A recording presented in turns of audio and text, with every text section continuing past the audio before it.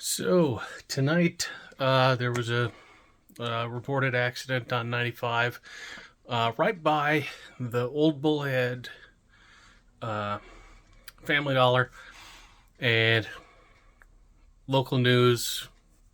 Jeff was there. Well, Jeff made his way up there. He got the videos and he did his live stream there. Now he as a media personality can't comment and say stuff that might be offensive or he'll get canceled and whatnot. So I'm going to be the one posting that commentary myself.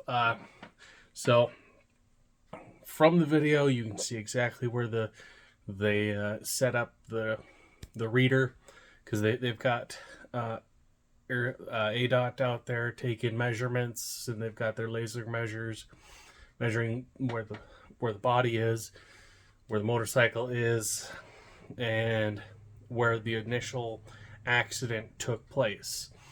Well, from where the initial accident took place to the body is roughly 150 feet. Then from the initial impact to where the motorcycle came to rest is nearly 400 feet away. Now, the calculations, you can find these online for accidents on motorcycles, sliding and such. A Kawasaki GSX-7 crashing and sliding at 50 miles an hour.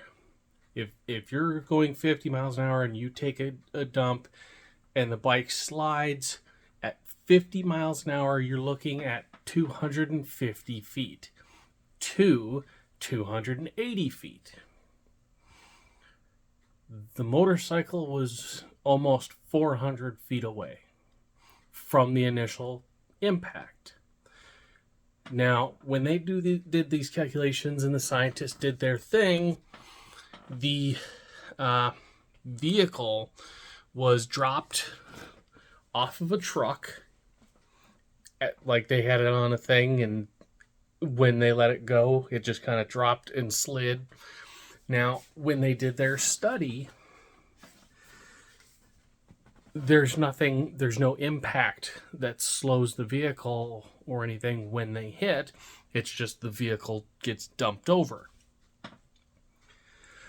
So, this motorcycle hit a pedestrian. We're going to say 180 pounds, give or take. So, if the motorcycle hit an obstacle, such as a person, and slid for almost twice as far as it should have, because the speed limit there is 45. Had he been going 45, the vehicle would have rested at the 250-ish mark. It's pretty close. But since the vehicle kept going, that means this guy had to have been doing over 60 miles an hour in a 45. Now, I feel bad for the motorcycle rider, the rider's family, the pedestrian who he killed's family. I feel bad for everybody, but I can't say, hey, things happen. No. Had the motorcycle rider been doing the speed limit, then he wouldn't have hit the pedestrian. Had the pedestrian not ran across the road right around 80 feet from a crosswalk, the pedestrian wouldn't have been hit. Both are at fault. Both are idiots. Both caused their own deaths. The pedestrian died at the scene, basically died on impact.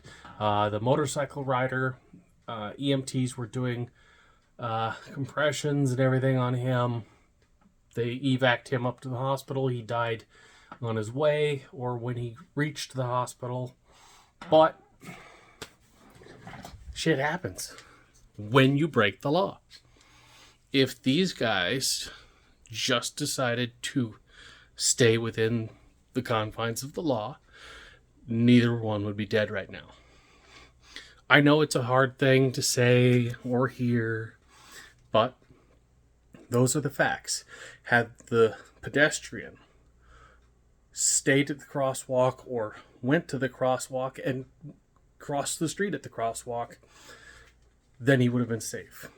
Had the motorcycle rider not been going 25 or more miles an hour over the posted speed limit, he himself would be alive.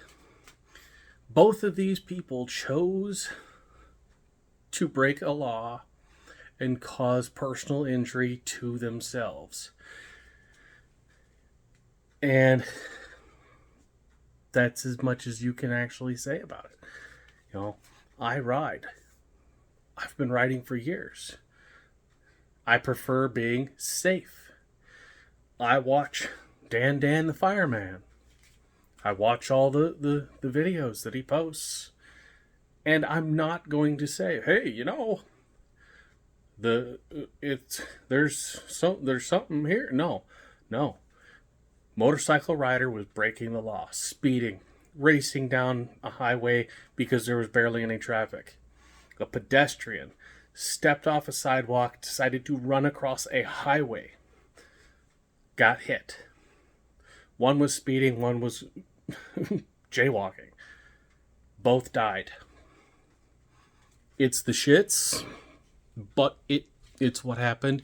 And they're both to blame for their own actions. They're both to blame for the incident. And I feel bad for them both. I feel bad for their families. But if you actually, didn't fuck around, you wouldn't have found out. Plain and simple. They fucked up. They chose to do the wrong thing. That wrong thing led to their death. That's simple facts. I won't put it any other way. Because, I'm not out there drag racing. I'm not out there cutting in and out of traffic. I'm not out there doing this. You're to blame for your own actions. And both of them chose actions which led to their own deaths. It's their fault. Boo-hoo on them. The real victims are their families because neither one of these people had the mental acuity to do it the right way. It's all on them. That's it.